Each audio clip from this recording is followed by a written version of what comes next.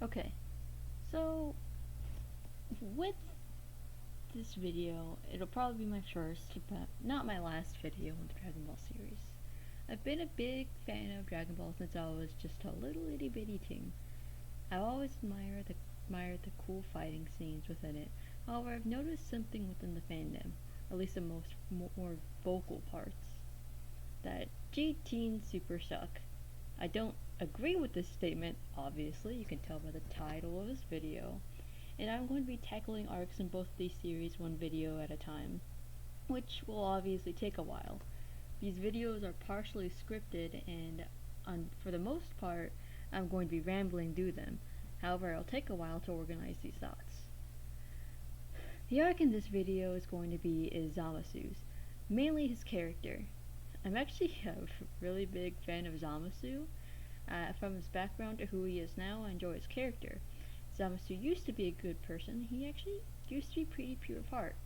We've seen this in one panel in the Super manga. Unfortunately, we didn't get to see much more development from this because God forbid characters get notable development or they'll start complaining for whatever reason. I feel like development adds to a character and adds more drama to it. It enables a scene to really thrive in the moment. We can see the tension, but now understanding the context is why these characters are fighting like this. Why did Zamasu twist like this? Well, obviously, Gaosu is kind of a fucking awful teacher. And so Zamasu had gone from being a pure person, like, of it, and to, like, a fucked up guy because Gaosu was an awful teacher teaching him how he should be with around mortals is very hands off.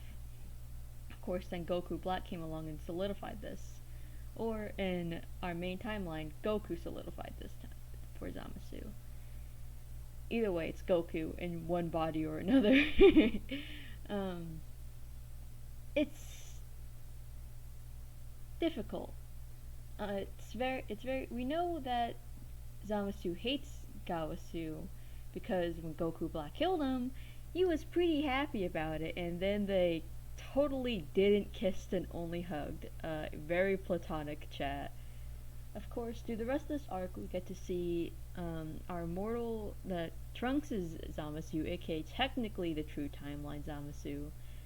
Um, Kind of be hesitant, yet still pretty firm in what he wants.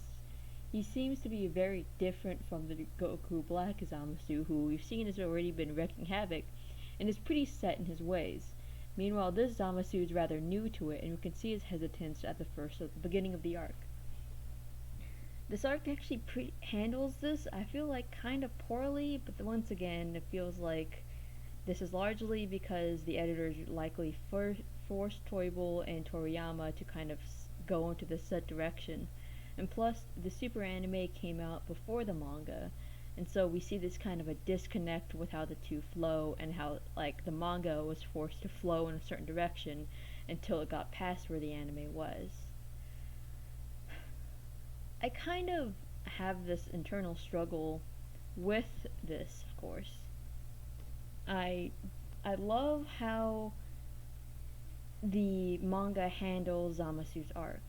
Instead of becoming a massive fucking cloud, which doesn't make much sense, and everything, it actually makes sense as to what happens to him afterwards. Plus, there's a lot of little things I like about the arc too. Like when Mai and Trunks tried to seal Zamasu away, they had forgotten the talisman, which had such an easy thing to write on it, but they forgot to write the talisman. They could have just written it directly on the jar, but they didn't because they're stupid. They're dumb. And so they fail it because they don't have the talisman, and I'm pretty sure the container also needs to be airtight, which it obviously wasn't. And so I actually really like that. It's a minor detail we see in it, but it's obviously pretty important because Zamasu afterwards escapes. And I feel as though a lot of people dislike this arc because, one, it wasn't as brutal as it could have been, and they just also don't like Zamasu's character, which is a large part because we didn't get to see that development, because people often complain whenever we actually see more development on characters. Let's say Goku remembering Bardock exists. That's actually really good for his character. It can give him more meaning and reason to fight than other than just it's fun, which can raise him to greater heights. However, people were upset about this fact, which kind of emphasizes where I'm going with here. Characters need reason and lore behind them. That way we can get a stronger character and more reasons for them to be the way they are. We see Zamasu see the mortals and be kind of pissed off with them and everything, but we don't see like what Zamasu was like before this much. We don't see what he was like before Gawasu. We don't understand that maybe he could have been reformed, that maybe this wasn't the best choice. Instead of just being a cut and dry, haha, the heroes win, it could have been like the heroes won, but wasn't there a better way for this? Should we be blaming Gawasu for being a shit teacher? These possibilities don't end up getting explored. I wish they did, but I'm still happy with how the Zamasu arc ended. Even if he didn't get jarred up with a chance of redemption, we still get to at least see this arc go through and how it affects Trunks. Trunks and Mai, of course, are a big part of this arc. We see Trunks develop as a character, what he's been doing ever since he returned to the timeline, his relationship with Mai, all of her hard work, and we actually get to see her be like a really strong character here because she's helping fight for things and she doesn't want to rely on Trunks. We see her trying to fight for herself and the others around her. We get this strong characterization of Trunks and Mai. Of course, we don't really see them much after this, but it's interesting how Trunks has handled everything up until this point, and how he probably could have had this handled had like Mai and Trunks like fully like had the fucking talisman for the evil containment thing and evil containment wave, I believe. And so we end up with these heroes that are unchallenged, which I wish they had been challenged, but we still end up with character development here. I love this arc. I have problems with it, but I love it. We are allowed to like things and also have problems with it. This is how enjoying things works. You don't have to love something unadulteratedly to just enjoy it. I fucking love the Zamasu arc. Are there things I feel like they could have done better? Obviously, I've already stated them in this video. However, in the end, I'm happy with the development we got. I love the fights that we got.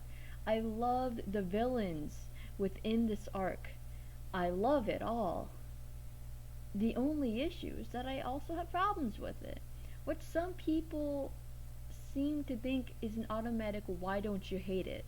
Like, there are characters I like and I feel conflicted about.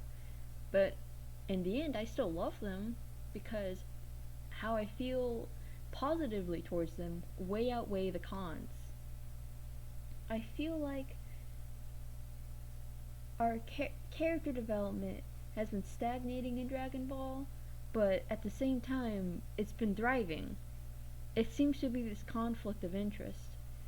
And I guess that will wrap up this video for now. I'll cover the next arc in Dragon Ball Super after this, or like the tournament. I might do the tournament or something. That, or I might cover a GT arc, because I really do want to cover Super Baby or a Super 17. Not entirely sure yet, but one of the two. I'm a big fan of both of them. I'm a big fan of most of the arcs in that one. The only one like I can understand the iffiness about is like maybe Super Baby, but even then, like I feel like its character outweighs. But that's for that video. Alright. Deuces.